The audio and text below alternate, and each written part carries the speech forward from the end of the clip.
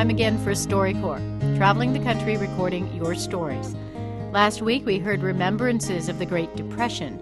Today we revisit that time with sisters Evelyn Palmer and Doreen McCoy. They were just children when the Depression hit their community in Nebraska. Recently, the sisters recalled how their family packed up, took to the road, and started a new life.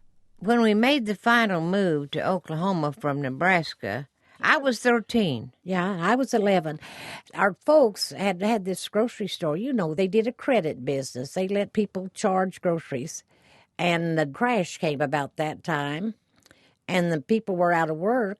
They were honest people, but they just didn't have the money to pay their bills. So in 1935, Daddy sold the store. And we were headed to Oklahoma, but before we left town, Mama, she went around and told all the people that owed us money. She said, "We are moving to Oklahoma, and we're not coming back, and in lieu of money, we'll take personal property." Mom and Dad drove that Model T truck loaded to the hilt with stuff.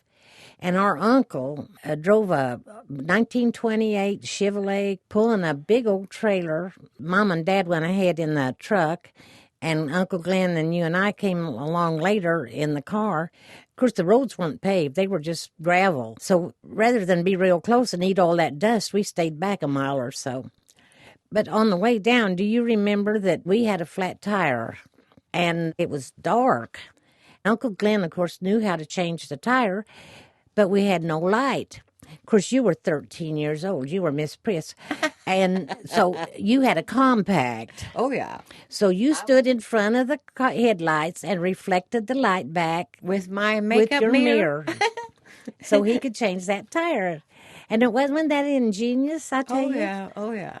Well, I know when we got to Oklahoma and unpacked the truck, I was amazed at all the stuff. Some of it I'd never seen before. Yeah. But it was what the people had forfeited for their grocery bill that they owed our parents.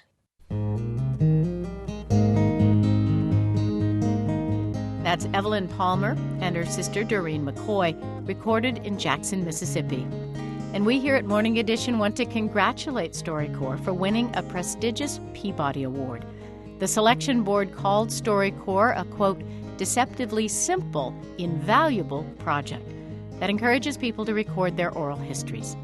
To find out how you can participate and to subscribe to the StoryCorps podcast, go to npr.org.